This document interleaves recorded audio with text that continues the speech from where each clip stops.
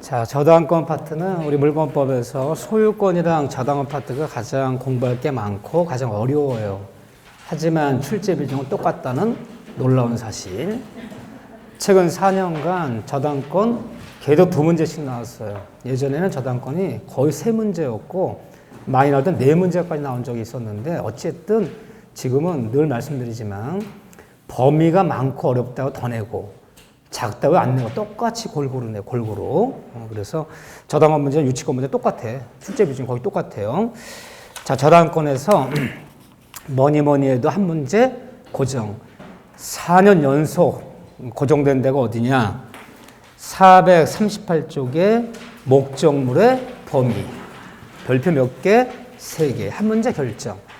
이제 한 문제가 어디에 나올 것이냐 완전 여기저기 섭렵하는 거야. 이 문제 거의 결정됐어. 어렵지 않아요. 그래서 간단히 보자면 이건 한번 필기할 것도 없어. 이렇게 보면 목적물의 범위. 저당 목적물의 범위. 과연 돈을 빌려주고 저당을 잡았다면 돈을 갚지 않는다면 과연 어디까지 경매를 집어넣을 수 있겠는가? 저당 목적물 함께 경매를 신청하는 범위는 그게 목적물 범위예요. 그렇죠? 그래서 저당 목적물 범위에서 저당의 효력은 저당 목적물의 부합물에도 저당 효력은 미친다, 미치지 않는다. 미친다. 근데 꼭 미친다라 표현해. 미친다. 잘 미쳐야 돼. 응? 꼭 이게 국어학적으로 응? 아니 부합물까지도 함께 경매할 수 있다는 얼마나 좋아. 미친다 이렇게 얘기해. 미친다. 어떻게 미쳐요? 곱게 미쳐야 돼. 곱게 막 벽에다 바르면 안 돼. 미친다. 미치는 것이 원칙이다. 하지만 미친다는 규정은 임의규정, 강의규정. 이게 임의규정이에요. 물권법의 강의규정이 아니야. 미치는 것이 원칙일 뿐이야. 그래서 단 예외가 있다. 단 어떤 일이 있을 때, 특약이 있을 때, 미치지 않은 특약이 있다면 이때는 미치지 않는다.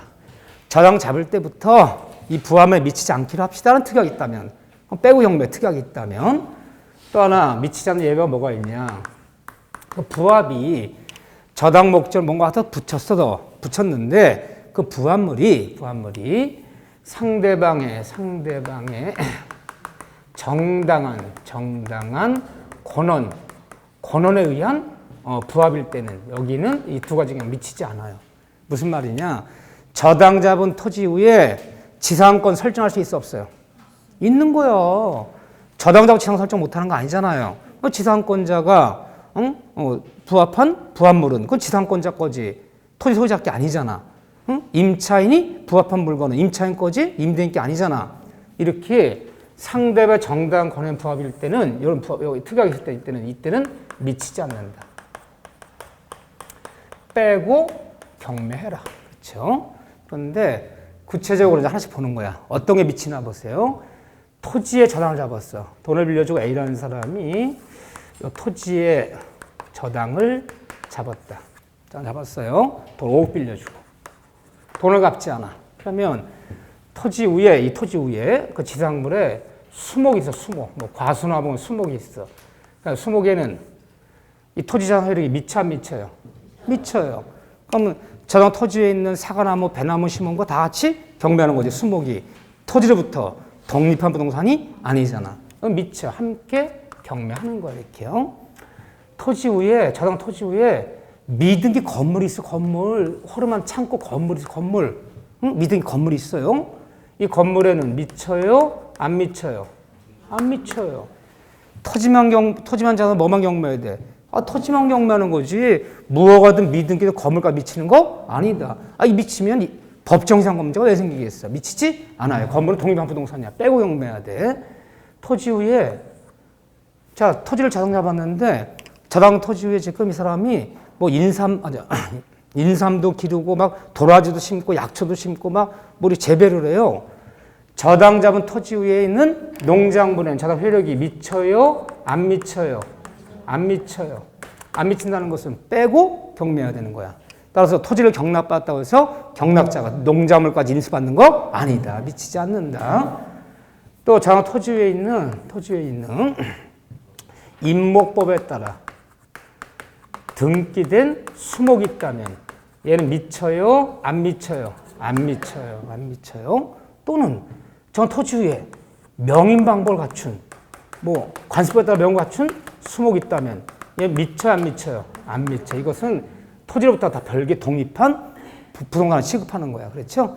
또 우리가 부합물이 되려면 부합물은 저당의 목적물을 모아서 붙었는데 이것이 독립성, 이 독립성을 구비하지 않아야지만이 부합물이야. 내가 만약에 돈 10억 빌려주고 3짜리 건물에 저랑 잡았어. 저랑 건물 위에 4층으로 한 층이 증축이 됐어. 저당 건물에 증축됐는데 그 증축된 것이 구분 건물로 따로 등기를 만들어 버렸어. 따로 등기가 나버렸어. 구분 건물이 돼버리면 저당자 목적물로부터 독립한 부동산이잖아. 빼고 경매하죠. 그렇죠? 그런데 저당자 건물 옥상에 창고를 졌어. 창고가 따로 등기될 수 있는 거 아니잖아요. 저당자 건물 옆에 유리 온실이 하나 졌어. 유리 온실이 독립한 부동 건물이 아니잖아. 이렇게요. 그런 건 다 부합물이죠. 저당자 토지 위에 비닐하우스 3동을 졌어. 저당자 토지 위에 유리 온실이 졌어. 유리 온실이 비닐하우스가 이런 게 등기할 수 있는 게 아니잖아. 이런 것들은 다 부합물이다. 함께 경매하는 거죠. 경매하는데 동성을 구비하지 않아야지 부합물이야. 그런데 어떻게 미칠 것이냐? 어떻게? 구체적으로 보면요. 저당 목적을 부합물에 설정, 전후와 관계없이 미치고, 미치는 거죠. 저당 잡기 전에 이미 있었던 부합물이건, 저당 잡은 후에 생긴 부합물이건, 설정 전후에 관계없이 미치고, 그 다음에 이 부합물이 옥상해진 그 3층짜리 옥상해진 그 창고, 10평짜리 창고가 건물된 표제부에 부속 건물로 등기 났느냐? 이 부합물이 등기 났느냐?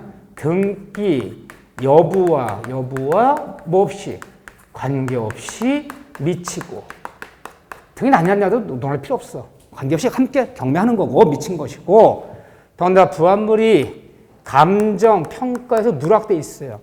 토지가 경매 나왔는데 경매 나온 토지에 갔더니 유리온실이 젖어 있고 비닐하우스 3동이 서져 있어요. 돈 많이 들인 것 같아. 근데 전혀 감정평가가 안 돼 있어. 그 부합물이 감정평가에서 누락됐어요. 누락됐더라도 미친 거 안 미친 거예요. 누락 여부와 관계없이 다 미치는 것이다. 함께 경매 집어넣는 것이다. 이 얘기죠? 이렇게 미치고 또 저당 목적물은 그렇지만 여기서 저당 목적물에 미치는데 부합물에 미치는데 이게 다 미치는데 만약에 저당 목적물로부터 이것이 반출됐다면 이 반출된 이 부합물에는 미치긴 미치지 않겠느냐. 이거 하나만 더 보시면 돼. 임야를 저당 잡았어. 임야를. 그러니까 임야 위에 나무가 있잖아. 수목에는 미치는 거잖아. 나무가 다 경매하는 거잖아. 저당자 임야에 있는 나무를 얘가 임의로 벌목해서 반출시켜놨어. 목재를. 한 10트럭분 되나 봐. 돈 안 갚어. 경매하려고 그래, 지금요. 그럼 반출된 목재가 있어, 지금. 아직 팔아먹지 못했어. 여기 저당 효력은 미치는 거예요? 안 미치는 거예요? 이건 빼고 경매해야 되는 거야. 반출된 부합물이 다시 원래 자리로 갖다 놨다면, 그 임야 위에 다시 갖다 쌓아놨다면 함께 경매하는 거지만, 반출된 상태에서는 미치지 않는다. 이거 하나만 더 주의하면 돼. 이 구체적이게 묻는 게 요즘은 시험 스타일이에요. 이렇게요. 또 저당의 효력은 저당 목적물에, 종물에도 미친다, 미치지 않는다. 미친다. 종물에도 미친다. 똑같이 미쳐. 어떻게 미쳐? 똑같이 미쳐. 똑같이 가는 거예요. 똑같이 가는 거예요. 다음 미치는데 그전에 시험 문제가 어떻게 나왔느냐. 우리 종물 그러면 창고 생각하시면 돼요. 창고. 가옥이 있어. 단독 가옥이 있어. 이 가옥을 돈 빌려주고 저당을 잡았어요. 근데 가옥 옆에 조그만 창고가 하나 있어요. 창고가. 이런 창고를 뭐라 부르는 거예요? 종물이라 부르는 거예요. 종물이란 주된 물건을 사용하는데 늘 상용하는데 도와주는 역할을 하는 물건. 저 창고는 가옥을 쓰는 데 있어 도와주는 역할을 하는 거야. 창고에는 창고 등기 안 났어요. 이 뭐가 미등기가 뭐야? 부속 건물 등기도 안 돼 있어. 등기 여부 관계없이 미치고 저당 잡을 데 없어서 창고를 졌어. 옆에 진 거야. 그 설정 전후와 관계없이 미치고 감정부터 다 미치는 거 무조건 미치는 거야. 그래서 이게 이제 A 건물인데 당연히 이거 미치는 줄 알고 함께 경매를 받은 거야. 경매 집어넣은 거야. 이걸 부합물까지, 종물까지도. 그래서 이거를 가옥과 창고를 박경락이가 경락 받았어. 경락 잘 받으라가 아버지가 이름도 경락이라 줬어. 경락이라고. 그런데 이 가옥에 저당자 목적물에 이 창고가 바로 붙어 있는데 이게 얘의 종물이 아니었어요. 이쪽 뚝 떨어진 건물에 이건 B의 건물인데 얘 창고였다는 거야. 근데 이게 저당 목적물에 봤더니 부속 건물 있음 그래갖고요. 부속 건물까지도 함께 경매를 당하는데 결국은 A 게 아니라 B 거였다면 경락자는 이 부분의 소유권을 취득한다? 취득할 수 없다. 이미 경락 받았어. 근데 분명 감정평가서에 가옥 옆에 부속 건물 있음. 그 부속 건물이 감정평가 누락된지 여부는 논할 필요 없는 거야. 분명히 체크가 돼 있어. 종물이라고. 그래서 받았는데 A의 창고 아니라 B의 창고라는 거야. 그럼 경락자는 이 부분의 소유권 취득해 못해요. 많이 들었어. 뭐 많이 들어요? 대답 안 해. 곤란하면. 남들 할 때까지 대기하쇼. 대기 좀. 응? 나 가만히 있으니까. 누가 하면 그때 자기도 해. 이제 그때 가서. 응? 그래서 그런 말이 있죠. 틀릴 때. 퍼스트 펭귄이 한 말이 있지. 틀려도 용감하게 제일 먼저 해갖고 틀려갖고 온 사람 다 쳐다봐. 다 쳐다봐. 용감한 펭귄이 되세요. 틀려도. 그럼 시험장 절대 안 잊어먹어. 절대 안 잊어먹어. 자기가 큰 소리를 했다 틀리면. 자, 이거는 취득할 수 없어요. 이 판례야. 왜? 공신력 없잖아, 등기부에. 경매는 매매. 이게 원칙이 아니야. 그래서 잘못 평가된 종물이 잘못 평가가 경락됐더라도 그것이 그 건물의 종물이 아니었다면 경락자 소유권 취득할 수 없다. 오케이. 됐어요. 뭐 어려운 게 있어야죠. 그 다음에 저당 효력은 과실에는 세 번째는 저당 효력 과실에는 저당 보유 과실에는 원칙은 미친다, 미치지 않는다. 저당권에 과실 손대면 안 된다. 사용료, 치료 뭐 이런 거 손대면 안 된다. 하지만 예외적으로 언제부터 미친다? 단 압류 후에는 미친다.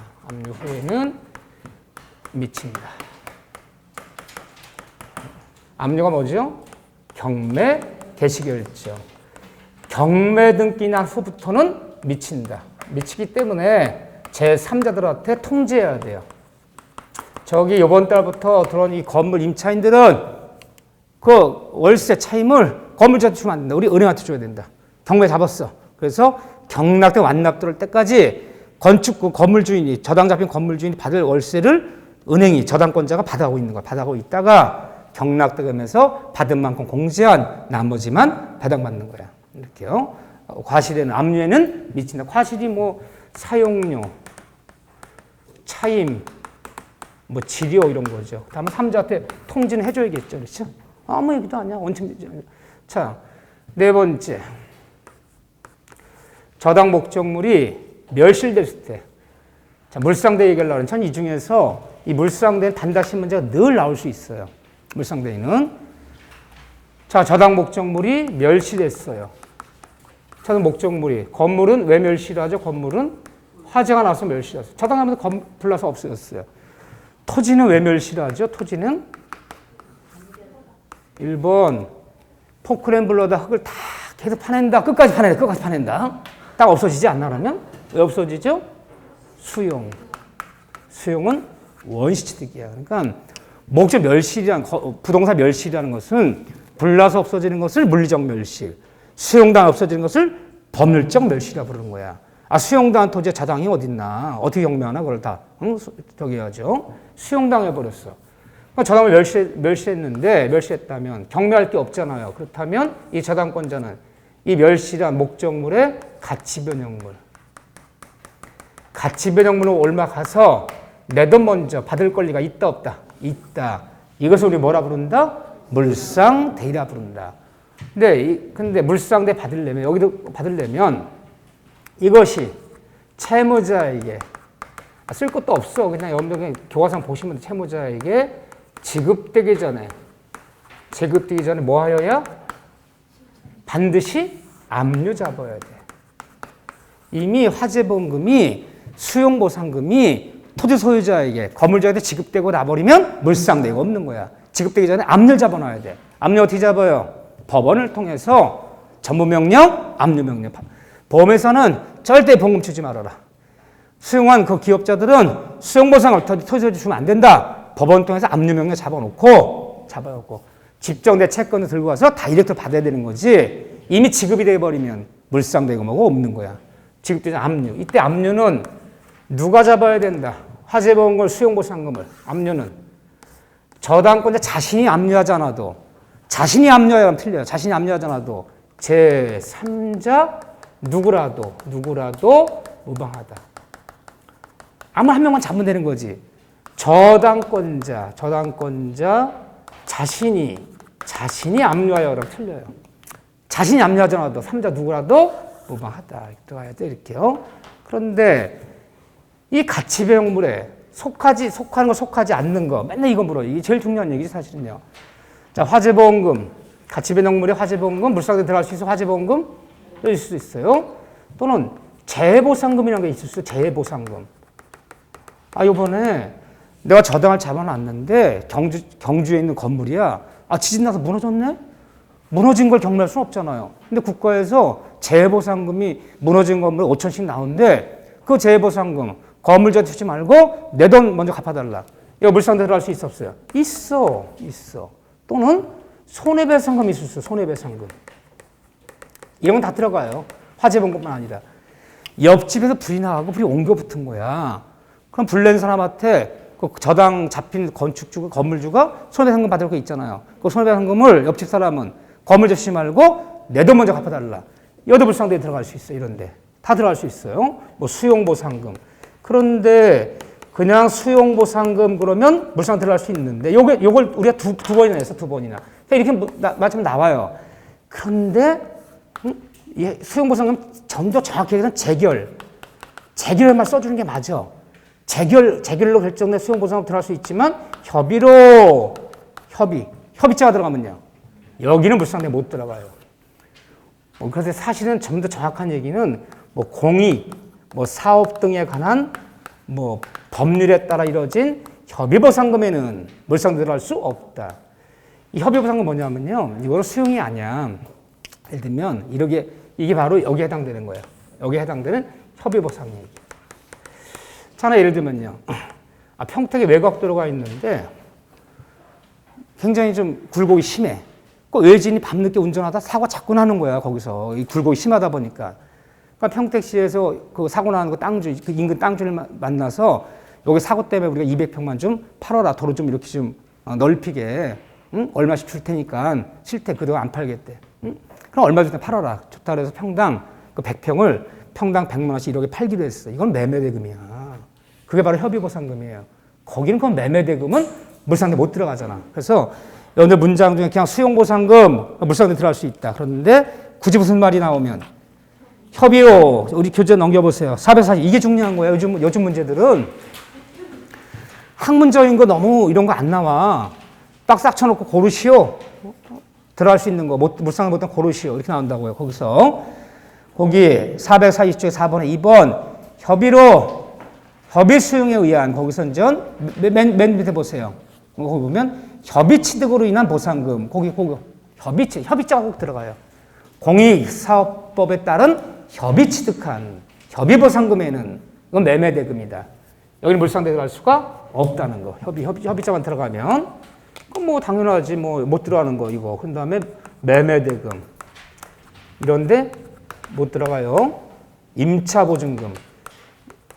이런데 물상대에 들어갈 수 있어 없어요? 없어요. 이런데 못 들어가는 거. 이거는 가치배용물이 아니다. 그럼 왜 매매대금에 내가 저당 잡았는데 저당 잡은 건물이 매매가 됐대.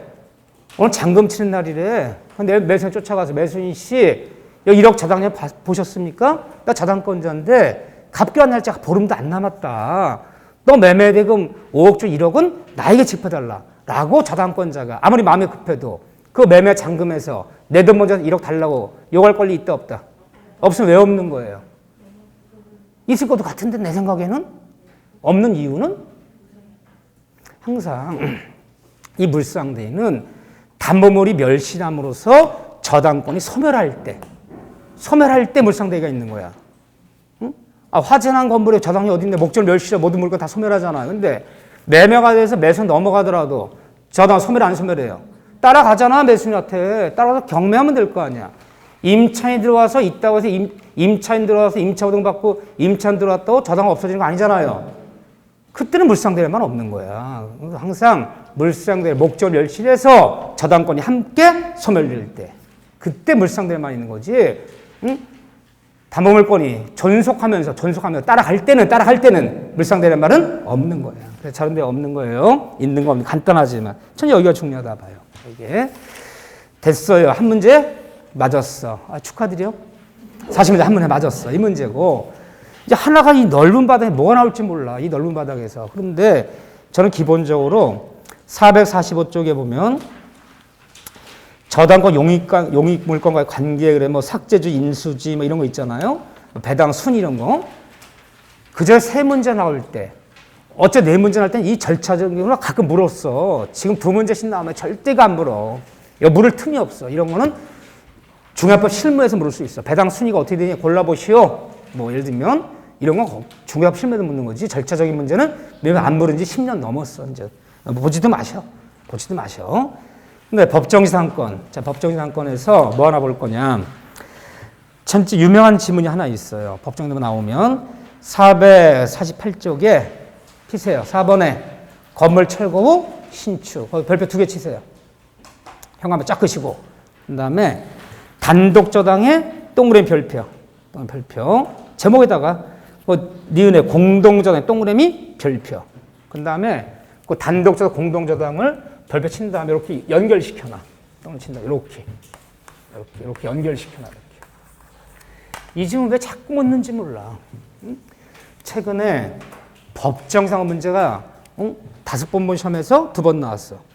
엄청나게 옛날처럼 자주 나오진 않아. 2번 나왔는데 2번 나올 때마다 이 질문 빠지지 않았어요. 이 질문이 366제 법정상권 기억나시나요? 지난주에 저당권 실행 경매를 통한 법정상권 토지 건물 둘 중에 하나만 저당권자 경매 신청해서 경락되면 달라져야 됐을 때 건물은 토지 위에 법정상 판단.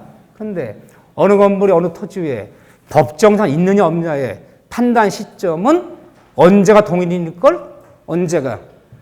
저당 설정 당시.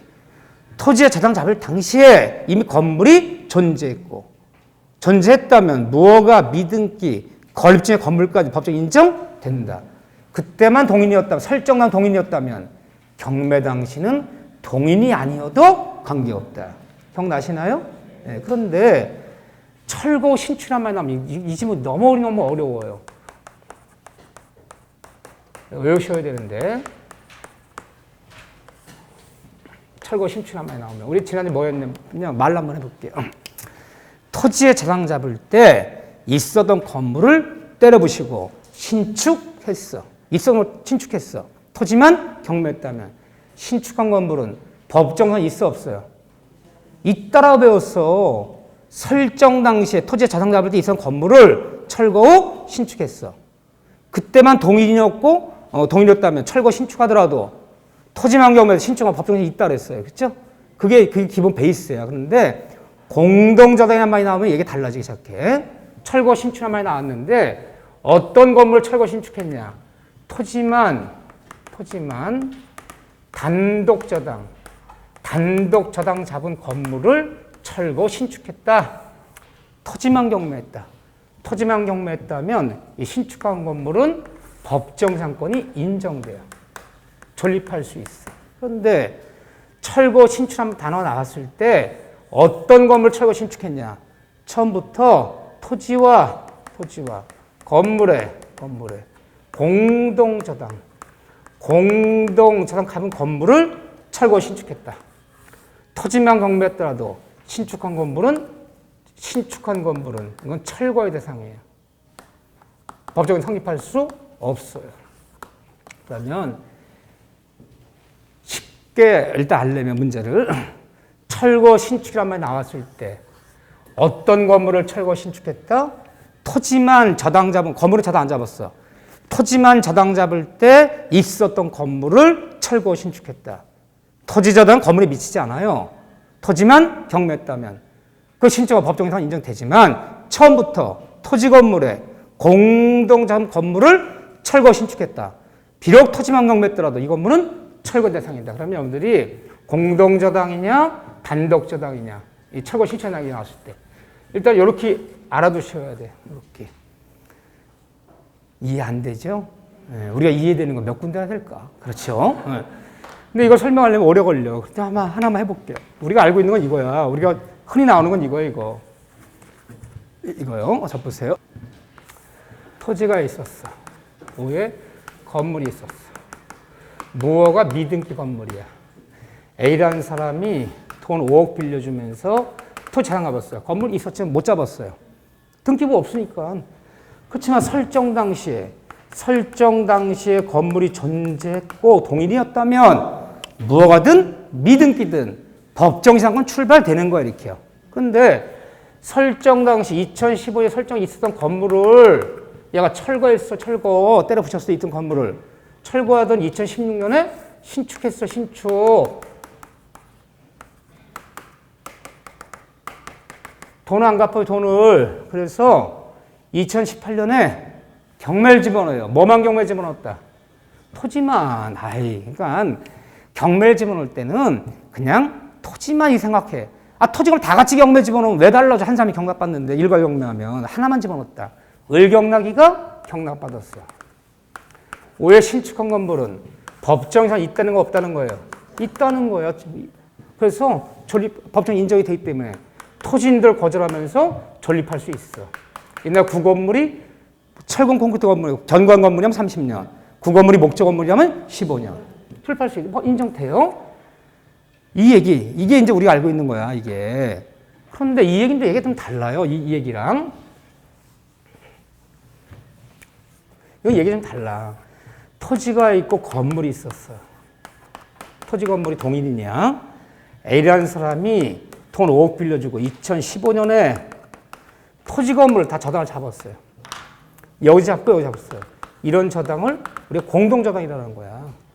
토지를 다 그 저당 잡았어. 토지 건물에 공동저당 잡아버리면 이 다음에 돈 안 갚으면 어떻게 하면 돼? 토지 건물 다 같이 일괄형매할 수 있었지. 건물가 잡았잖아. 잡았는데 2010 잡았는데 공동 잡힌 건물을 내가 철거했어. 철거 후 다 신축했어. 2016년에 신축했어. 2016년에 똑같아 여기랑 신축했어. 신축했는데 등기를 안 내는 거야. 예전에 등기가 있었어. 등기는 신청주의야. 그럼 옛날에 있었던 건물 등기 뭐 어떻게 됐을까? 그렇죠. 건물이 멸실되니까 폐쇄시켰단 말이에요. 건물 등기 멸실시키니까 없애버리고 신축한 건물 등기를 안 낸 거야. 등기부가 없잖아요. 저당 자꾸 자식할 것도 없잖아. 등기에 있어야지 뭐 저당 또 잡든지 말든지 하지. 토지만 경매해버렸어. 그냥 그대로. 할 수 없이. 을경락 경락받았어. 이 건물은 어떻게 알아? 이 건물은 철거라는 거야. 이건 얘기가 다르다는 거야. 처음부터 일괄경매할 수 있었던 건물을 철거 신축한 다음에 등기를 안 만들어버리면 이건 일괄경매할 수가 없어. 등기부가 없는 거 일괄경매할 수가 없잖아요. 할 수 없으면 경매했어. 만약에 이 경우까지 법정 인정돼버리면 이 토지가 그다음부터 유찰돼. 법정 있는 건물 누가 경락을 받아 토지를. 처음에는 다 같이 경매할 수 있었는데 이게 무슨 꼴난 거야 이게. 이거 건물 등기는 있지도 않고 토지만 경매했는데 법정 인정된다면 토지가 또 유찰되고 있는데 계속 얘 받을 또 모자라. 이 경우 얘기가 다르다는. 그래서 자 결론. 철거 신축한 말이 나오는데 어떤 건물을 철거 신축했냐? 토지만 단독적 건물을 있었던 건물을 철거 신축했다. 토지만 경매했더라도 법원 인정. 처음부터 토지 건물에 공동장 잡아서 일괄 경매했었던 건물을 철거 후 신축하고 등기를 안 만들었더라. 토지만 경매했더라도 그 건물은 뭐다? 철거의 대상이다. 그래야지만 토지가 경락이 되지. 그나마 건물까지 경매도 못하는데 토지만 경매인데 이 법정 인정되면 유찰된단 말이에요. 그래서 철거 신축하면 나왔을 때 중요한 얘기가 공동저당이냐 단독저당이냐 이 단합구 나누라는 거. 꼭 기억하세요. 단독저당이냐 공동저당이냐 뭘 철거 신축했냐 단독저당 공동저당 이 단합구 나누세요. 이거 제일 유명한 문장이야. 그렇게 하나만 봐주셔. 하나만 잘 나온 질문이니까. 나머지 뭐 일괄금 이런 거 다 봤고 우리가 어디 볼 것이냐. 452쪽에 제3취득자의 지 별표 하나만 치세요. 마음에 걸려요 이게. 제3취득자의 지. 왜요? 오늘은 일괄금 이런 건 다 봤어 우리가. 그래서 이 제3취득자의 지가 단다시 문제 잊을만 하는 것이 툭툭 나와. 그래서 요거는 기본 강의할 때 안 본 파트예요. 그래서 제가 볼게요. 저당권에서 제3 취득자가 뭐냐? 제3 취득자.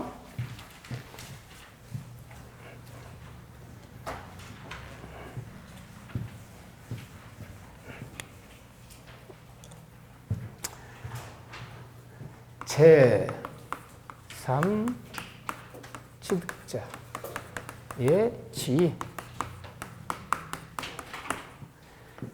항상 저당권 배울 때 제3 취득자라면 이렇게 생각하시면 돼요. 어느 저당권자가 돈을 빌려 저당을 잡았단 말이에요. 토지건 건물이건. 돈을 갚잖아서 저당권자가 저당 목적물을 경매했어. 저당 목적물이 경매돼서 경락되는 순간 보호받지 못한 사람들.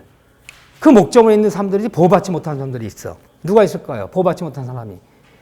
저당이 설정된 후에 들어온 후순위 임차인. 저당이 설정된 후순위 전세권자. 때에 따라서 물상 보증인. 돈은 친구가 빌려서 아파트는 얘가 잡혀줬는데 경매당하면 날아가는 거잖아. 저당이 설정된 부동산을 양수받은 양수인. 저당이 잡혀있는 채로 소 이전 등을 받았어. 경매 벌으면 날아가는 거죠. 한마디로 제3취득자라는 것은 저당 목적 경락됐을 때 경락자한테 대항하지 못하고 경매화됐을 때 경락되는 순간 다 말소될 애들 다 따라오지 못하고 전속하지 못하고 보호받지 못한 애들을 제3취득자로 부르는 거예요. 보호받지 못한 애들을. 한마디로 저당목이 경매됐을 때 경락되는 순간 보호받을 수 없는 보호받지 못한 사람들. 보호받지 못한다는 얘기는 경락자한테 대항할 수 없고 경락되는 순간 더 이상 그 목적물에 그 권리가 전속할 수 없고 소재되고 말소되는 사람들. 그런 애들 제3취득자로 불러요. 얘들을 이 후순위 한마디로 그냥 후순위 권리자라 볼게 내가 한마디로 후순위 권리자. 얘들을 근본적으로 보호할 방법이 있어 없어요? 근본적으로 보호할 방법은 없어. 저당권자 순위가 뒤지는데 경락되면 다 말소가 돼야지 어떻게 전속합니까? 근본적으로 보호할 방법은 없는데 그나마 다음 같은 제도를 터서 조금 많이가 아니라 근본적으로 못 보호하면 조금 그나마 조금 보호한다. 조금 어떻게 보호하느냐? 첫째, 이 후순위 권리자들도 경락이 돼버리면 다 말소되고 보호받지 못하는 후순위 권리자 이런 애들도 경매인이 될 수 있다. 경매인. 큰 권리도 아니에요. 경매인이 될 수 있다. 그래서 조금 보호하겠다. 경매인이 뭐예요? 지가 경락받는 거야. 지가. 야, 여기 세 사는 사람들인데 우리 저립일자 받고 확정일자 받아도 다 순위가 뒤져. 1순위 저당금액이 워낙 액수가 커서 우리 점심관 날 이미 저당권자 있었고 확정일자 받아봤자 순서 밀려갖고 이두저도 못 받는데 내 집이야. 야, 집주는 도망갔어. 경매당한대. 이대 경매당해버리면 우리가 다 날아간다. 응? 확정일자 받으면 뭐하든 우리가 남는 돈이 없는데 또 우리 대항력도 없어. 우리가 이미 전심 갈 때 이미 선수 저당권이 있었단 말이야. 경락이 되는 순간 다 경락자한테 대항하지 못하잖아요. 우리가 모여서 우리가 경매를 받자 차라리. 돈과도 경매를 받자. 경매 받으면 지가 경락인이 돼버리면 피해를 최소화할 수 있잖아요. 경매인이 될 수 있다. 특이한 거 안 특이한 거예요. 아무것도 아니야. 경매는 다 받을 수 있어 누구나. 이 경락받는 걸 얘기하는 거야. 이거 될 수 있다. 이런 질주가 있다. 그런데 어느 목적으로 경매당할 때 경매 못 받은 사람이 있어요. 경락인이 못 되는 경매인이라 불러. 경매 받는 사람을. 경매 못 받는 사람 누구예요? 누구는 경매 못 받아요. 낙찰 못 받아. 누구는? 채무자. 채무자는 경락 못 받아요. 지가 돈 빌려서 경매당하는데 채무자들한테 경락받았다. 이건 있을 수 없어요. 채무자. 그러면 경매인이 얘네 한 명만 안 돼. 그럼 물상보증인이 경락받을 수 있어 없어요? 있죠. 후순위 권리자 경락받을 수 있어요? 저당권자 자신은요? 저당권자 자신. 지가 경매 집어넣었어. 이게 신용공고 돈을 썼어. 연립 빌라야. 못 갚아서 경매당하는데 두 번 유찰되니까 세 번째는 지가 경매 집어넣고 지가 경매 받았어요. 저당권 자신이. 되는 거예요? 안 되는 거예요? 되는 거야. 다 돼, 다 돼. 안 되는 사람 누구? 채무자. 채무자만 빼놓고는 다 경매받을 수 있어요. 물상보증인도 후순위 권리자도 저당권자 자신도 지가 경매죠. 지가 경매될 수 있다. 못 되는 사람 누구? 채무자. 두 번째, 이런 애들은 무슨 권리가 있냐? 이런 애들은 비용 상환 청권이라는 것이 있어요. 비용 상환 청권. 필요비 유입비 상환 청권. 원래 이 필요비 유입비는 누구한테 받을 수 있었던 거예요? 원래는요. 후순위 임차인이 경매는 지금 진행 중인데 장마철 비가 줄줄 새 천장에서 안 고칠 수가 없잖아. 응? 내 돈 들여서 200만 들여서 지붕 수리했어. 원래 같으면 누구한테 받아야 돼? 건물주한테, 임대인에게, 설정자한테 받아야 될 거 아니야? 원래는 임대인에게. 근데 경매당하네? 건물주가 경매당하잖아 지금. 그러면 내가 그 경매당 목적물에 수소미수를 집어넣었다면 이거 어디서 와서 받아요? 경락대금에서. 경락대금에서 이것은 배당해줘요. 몇 순위? 1순위로. 그러니까 입증된 사람만 있다면. 원래는 건물주한테 받아야 되는데 건물주가 없어졌잖아. 지금 경매당하잖아. 그러면 경락대금 판사님, 저희들 경매당 목적물에 후순위 전세권자 임차인인데 이렇게 비용을 집어넣습니다. 입증만 되면 경락대금에서 1순위로 무조건 빼줘요. 그래서 좀 뽑았는데 이때 비용 상환이 안 되는 사람이 있어요. 여기서 안 되는 사람. 누구는 안 되느냐? 다 되는데. 아니에요. 물상보증인은 이거 못 받아요. 하나씩 기억하셔야 돼. 이게 다 시험 문제 정답이 됐어. 자, 보세요. 돈은 친구가 빌려 쓰고 집은 내가 잡힌 물상보증이냐. 그런데 경매는 잡히는데 비가 줄줄 새는데 안 고칠 수가 없잖아. 내가 고쳤어. 판사님, 저 물상보증입니다. 제가 친한 저 돈 빌려 쓰고 은행에서 집은 내가 잡혀줬는데 이렇게 수선비 수리비 집어넣은 것이 비가 새서 500 들어간 게 있습니다. 라고 물상보증인은 수선비 수리비 집어넣은 것이 있더라도 경락되면서 배당받을 수 없어요. 물상보증인 비용 상환청 없어요. 사실 없는 사람들 기억하시죠? 없는 사람들. 세 번째, 근본적으로 부활할 수 없어. 왜? 경락이 되면 다 소멸해야지. 경락자한테 쫓아갈 수가 없어. 후순위이기 때문에 다 소멸된 애들이야. 그렇지만 얘들은 대의변제, 이 대의변제권이라는 것이 있어요. 이것을 인정해서 그나마 조금 보받는 거야. 대의변제가 뭡니까? 이대로 경매당해버려서 경락이 돼버리면 우리들은 다 날라가. 후순위이기 때문에. 임차권이 전세권인 건 다 날라가는 거야. 물상보증인 건 서로 다 날라가는 거야. 쫓아가서 경매 신청한테 야, 이 건물 좀 도망갔어. 우리 대신 갚을 테니까. 채무 대신 돈 대신 갚을 테니까 경매 취하해주고 그리고 저당권 마시고달라 라고 돈을 대신 갚을 권리가 있어 없어요? 있어요. 그래서 권리를 지켜야 될 거 아니에요. 대의변제라도 해서. 근데 이 대의변제는 자, 여기 제일 중요해요. 단답식 문제 나오면 대의변제는 항상 변제기 도래 후에만 이 대의변제가 가능해요. 그러면 변제기 도래 전에 미리 대의변제하는 거 돼요? 안 돼요? 안 돼요. 안 되는 이유는 집주인이 도망갔어요. 망했나 봐. 맨날 빚쟁이들 쫓아왔고요. 문짝 다 때리고 난리 났어. 우리 세입자 4명이 있어요. 그래서 등을 떼어봤더니 은행한테 1억짜리 잡혀 있는데 갚기한 날짜에 3개월 남았어. 이대로 가면 경매 당해. 왜? 건물주 안 나타나니까 3개월 전에 가서 우리가 대신 1억 갚을 테니까 저기 저당 말소시켜 달라. 미리 갚는 거 되는 거 안 되는 거야? 안 되는 이유는 그게 아니라 미리 대의변제라는 걸 주면 은행은 이자 받을 기회가 3개월 줄어드는 거야. 그냥 이자 받을 기회를 다 줘야지. 약속 날짜까지. 그래서 미리 대의변제하는 거를 받아줄 수가 없어. 왜? 이자 받을 기회가 3개월 줄잖아. 변제 도래 후에만 대의변제가 가능해. 또 대의변제는 채무자, 의사에 반해서도 가능하다. 맞을까요? 틀릴까요?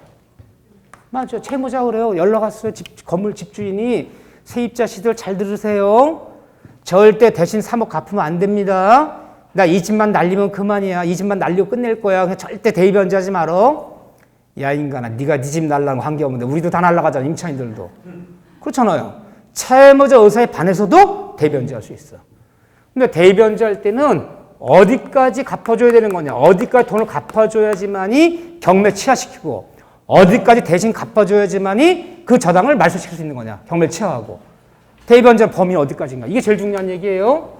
자, 어디가 갚아야 되냐. 일단 후순위 권리자가 또는 물상보증인이 대변제할 때는 일단 이것이 근저당이라면 근저당권이라면 일반 저당이 아니라 근저당권을 대변제할 때는 어디까지만 등기부에 기재되어 있는 채권 최고액까지만 여기까지만 대변제하면 되는 것이지 초과는 전액을 대변제할 필요 있어 없어요? 없어요. 왜요?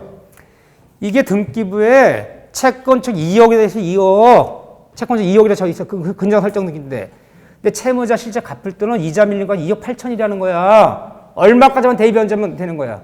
2억까지. 왜 2억까지만 대변제? 실제 채무 전액이 아니라. 어차피 경매 들어가면 후순위 우리가 있기 때문에 근저당권자는 채권 최고액까지만 우선 변제받지. 초과는 전액을 배당받을 수 없잖아요. 그러니까 내 대변제할 때는 초과는 전액을 대변제하는 것이 아니라 어디까지만? 채권 최고액까지만 대변제하면 초과 전액을 변제할 필요 없어요. 그 경매 취하시켜버리고 근저당 말소시킬 수 있어요. 이게 근저당이 아니라 그냥 보통 저당이라면 보통의 저당권이라면 어디까지 대변제할까? 우리가 다 여기도 다 알아서 다 이렇게 나왔어. 1번이 다르네 그냥 다. 보통 저당이라면 원금 빌려준 원금 플러스 밀린 이자 플러스 연체료 지연이자는 1년분까지만. 그 얘기를 나눴던 거야.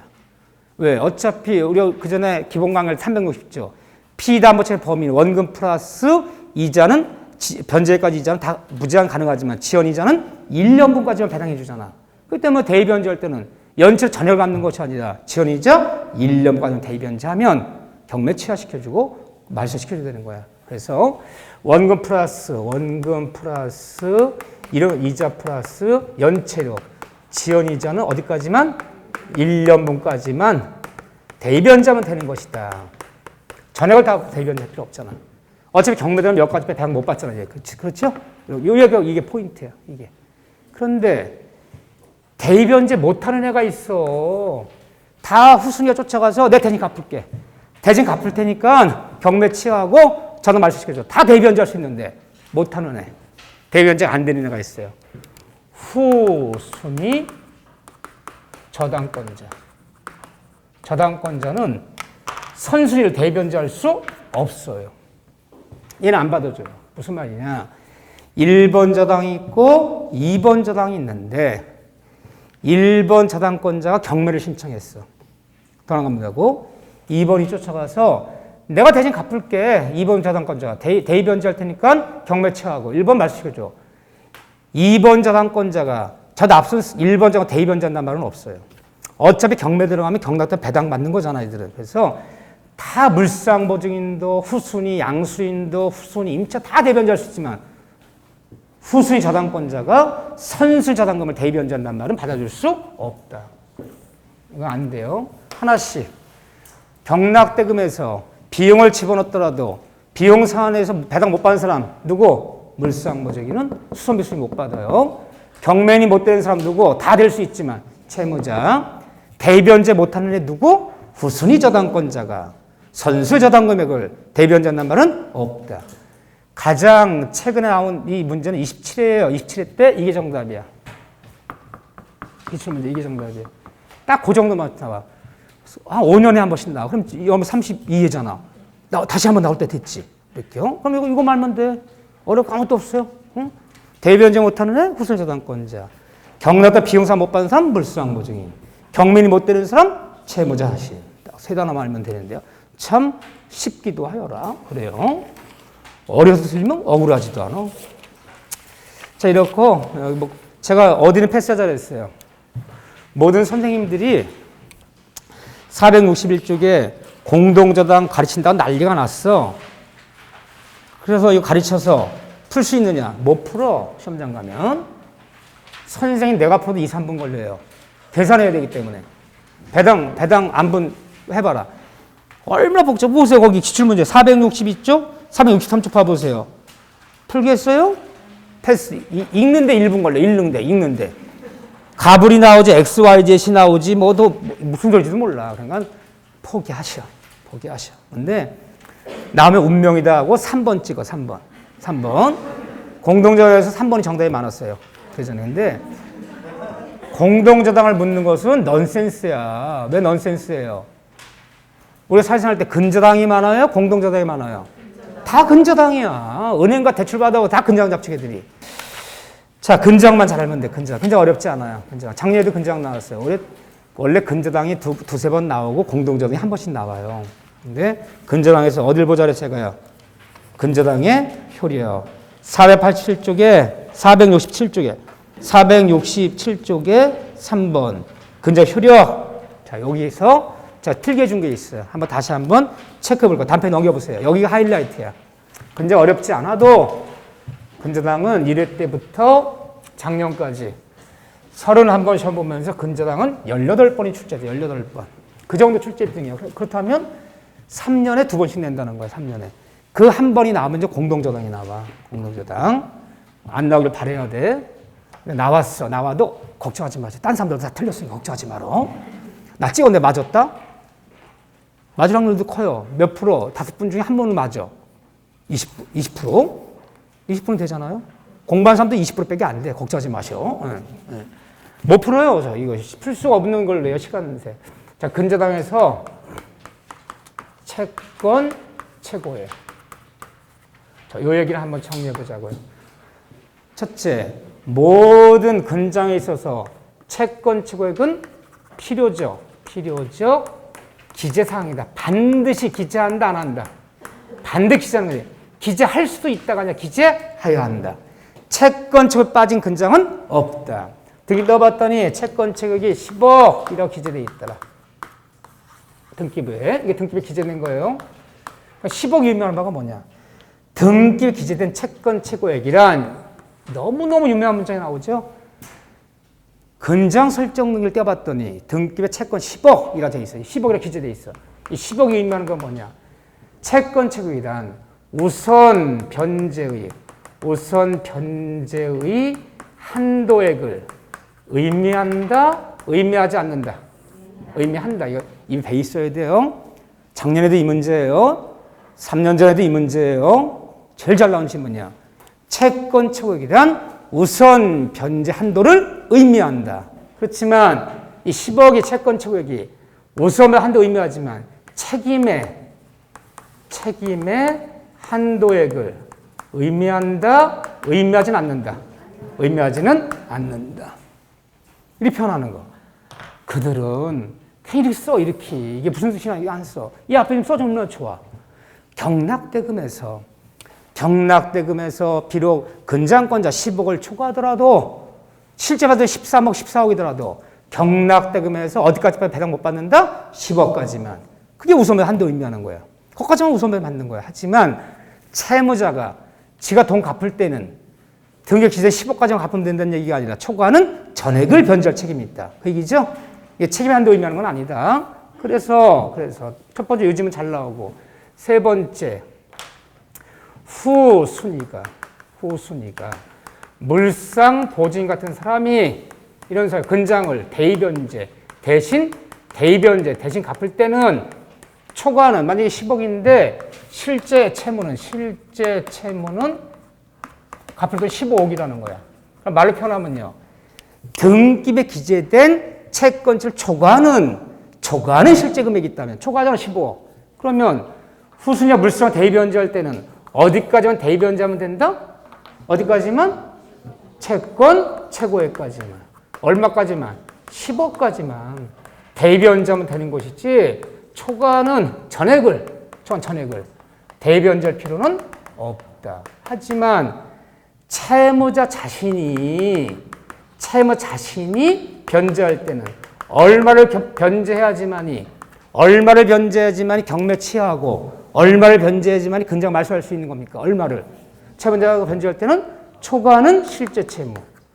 실제 채무 전액을 변제할 책임이 있는 거지. 채권이 10억까지만 갚으면 된다는 얘기 아니잖아요. 이렇게 표현하는 거죠? 이렇게요. 또 증감 변동하다가 채권자 증감 변동 오락내락 하다가 확정. 중요한 것만 하나 몇 개 보는 거야. 확정. 일단 증감 확정돼서 언제? 결산기에. 그 결산기에. 존속기간 만료시에. 또는 기본 거래 관계가 종료하는 날. 기본 거래 관계가 해지된다. 다 끝난 거야, 이게. 이때 확정되는 거야. 그렇지? 근데 근장에 있어서 이 확정 시기는 언제 확정될 것이냐? 확정 시기는 필요적 시상, 임의적 시상. 임의적 시상. 있다면 기재하고 없다면 기재 안 되는 거지. 증감 변동하다, 결산기, 확정 반드시 기재할 사항은 아니다. 있다면 기재하고 없다면 기재하는 좋다. 없어 기재하지 않았어. 없어 기재하지 않았다면 너와 나 사이에 무슨 대리점 계약이라든가 이런 기본 계약이 종료하는 날, 그날이 결성이 대부분 되는 거야. 꼭 기재할 사항은 아니다. 근데 이날은 이제 확정됐어. 확정되면 증감 변동하다 확정됐어. 채권이 10억이 돼 있는데 10억. 등기부에 이렇게 기재돼 있어. 실제 금액은 확정된 금액은 8억이야. 보통은 등기 기재된 채권보다 액수 좀 작겠죠. 보통 은행 같은 데서도 돈 빌려줄 때 지네들 다릴 돈보다 한 30% 올려 적어놔. 한 1억 대출해주면 1억 3, 4천 적어놔. 보통 그 액수가 작다 봐야 돼. 확정된 8억이야. 자, 확정됐습니다. 확정된 금액. 확정되면 이제는 부정성을 한다? 갖는다. 부정성을 갖는다. 이렇게 표현하는 거야. 이제는 부정성을 가져요. 또 확정되면 이제는 일반, 보통 저당권과 이제는 같아지는 거야. 이제 확정되면 똑같아지는 거야, 이렇게요. 또 확정되어야 경매를 신청할 수 있다. 그래서 근저당권자가 경매 신청할 때 신청서 몇 장 적어라? 2장 적어야 돼, 2장. 일단은 경매 신청할 때 채권 증서 갖고 와야 돼. 돈 빌렸던 영수증 증서. 그리고 경매 신청서 양식이 있어. 거기다 적어야 돼. 또 하나는 근저당권자는요, 확정된 채권 계산서라는 서면에다 딱 기재를 해야 돼. 확정된 채권 신고서라는 양식이 있어. 거기다 액수를 적어야 돼. 8억 2,300 딱 이렇게 적어줘야 돼. 그래야지 경매를 받아줘요. 그래서 확정된 경매를 신청할 수 있다는 얘기는 근저당 경매 신청할 때는 확정된 채권 계산서를 반드시 첨부해줘야 돼. 그래서 경매를 신청할 수 있다. 그러면 경매 신청 시에 확정된다. 괜찮아요. 또 확정시켜요? 경매 신청. 그래서 경매가 신청 확정된 이후에 더 이상 뭐는 그 원금 채권이에요. 기본 채권. 원금 채권은 더 이상 이제 기본 채권이 이게 이제 기본 채권은 더 이상 증감 변동할 수 있다 없다. 변동할 수 없다. 증감 변동한 부분은 채권자 초과하지 않더라도 10억이 돼 있잖아. 확정된 후에 다시 늘어가고 9억이 됐어. 비록 확정되어 경매 신청 후에는 증감 변동한 부분이 채권 측을 초과하지 않더라도 더 이상 보호받을 수 있다 없다. 없다. 이 증감 변동한 부분을 더 이상 보호받을 수가 없는데 뭐가 증감 변동 안 된다는 거야? 원금 채권이. 근데 확정된 이후에도 이자는 계속 발생한다. 맞아요, 틀려요? 이건 맞는 거야. 그러면 확정된 이후에 증감 변동 확정된 이후에 뭐가 다시 증감하면 안 돼? 원금. 이자는요. 그게 붙는 거야. 그 내가 8억이라 확정시켰는데 경매 신청했는데 3번 유찰되더니 1년 만에 경락이 됐어. 결국 1년 만에. 그러니까 1년치 이자 계속 붙어 안 붙어요? 붙는 거야. 이자는 계속 발생한다. 뭐가 더 이상 증감 변동 안 된다? 원금 채권. 이자는 계속 경락 1년 6개월 뒤에 될 수도 있고 1년 뒤에 될 수도 있으면 늦게 되면 늦게 될수록 이자는 계속 팍팍 붙는 거야. 이자는 발생하는 거야. 그렇죠? 확정되어서 이자는 계속 발생한다. 확정되어서 경매를 신청했다가 이 경매가 취하됐다가 다시 재경매가 신청되더라도 첫 번째 이때 확정된 금액은 다시 여기서 변경할 수 있다 없다? 변경할 수 없다. 변경이 안 된다. 최초 확정된 금액은 경매 취하고 재경매더라도 바꿀 수 없어요. 그대로 가야 돼. 최초 확정된 금액은 재경매할 때 변경할 수 없다. 그대로 가야 돼. 이 금액이 8억 그대로 가야 돼. 그대로 변경할 수 없다. 말로 하면요. 우리 교재도 있지만 1번 근저당 있고 2번 근저당 있는데 후순위 근저당권자가 경매를 신청했을 때 선순위 근저당권자 확정 시기는 언제? 경매 신청 시 아니라 경락대금 완납 시. 어디 있나 찾을까요? 그거? 그 지문도 잘 나왔죠. 그 지문도. 여기 있네. 469쪽에 2번 핵심 판례 2번 후순위 거기 469쪽에 469페이지에 3번 경매 신청의 핵심 판례 1번 2번 밑줄 후순위 근저당권 경매 신청한 경우에 선순위 근저당권자는 매각대금 완납할 때 경매 신청 시간이다. 경락대금 완납할 때 그때 확정되는 것이다. 확정 시기가. 그죠? 네, 완벽해. 올해도 근저당 확률이 70-80% 이상이에요. 자, 이렇게 나온다. 나머지는 뭐 우리가 뭐 침해에 대한 구제라든가 일괄 경매 같은 것은 충분히 봤기 때문에 보지 않아요. 자, 10분 쉬었다가 계약법 들어갈 거예요.